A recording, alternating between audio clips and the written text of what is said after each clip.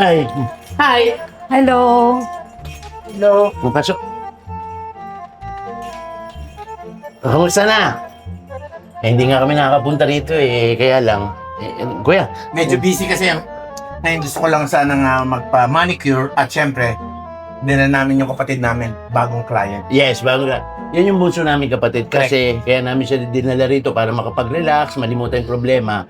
Kasi ilang araw na tong tulala dahil may problema siya sa pamilya niya. Matanong ko lang, Yuri, andiyan ba yung mga the best natin ng mga therapists? Si Andy tsaka si Gab? Yes, nandito. Ayun.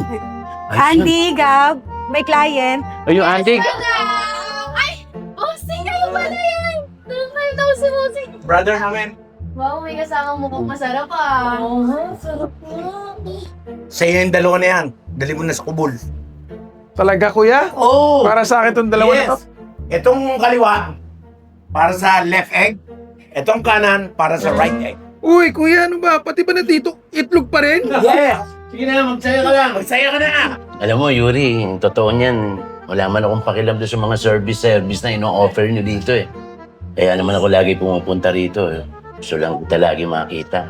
Mimiss kita Baka naman, Yuri, maka-request ako sa'yo ng sanghalik. Sige, pumikit ka. Talaga? Sige.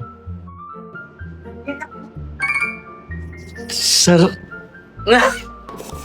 Ano nangyari? Gising pa ako nananagig pangungot Gumising ka para hindi ka pangungutin. Nasaan si Ma'am Yuri? Hindi ikaw yun. Ang sama Ako yun. Ang sama. Ma'am Yuri!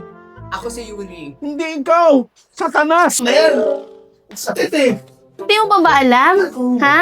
Ano? Mga lalaki kami. Ano ba yan? Alis ka dyan! Sarap mo, Bossing! Aray ko!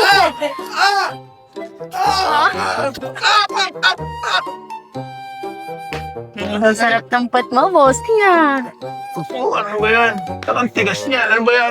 Yung Bossing, yan talaga yung pinakamasarap dito. Pipilayan niyo ako dito Aray! Pahaba niya na! Aray! Sakit na ito doon. Susok na yan. Ano ba? Migat ka dyan. Boss, ang sarap mo ah. Susunod ulit ah. Solid.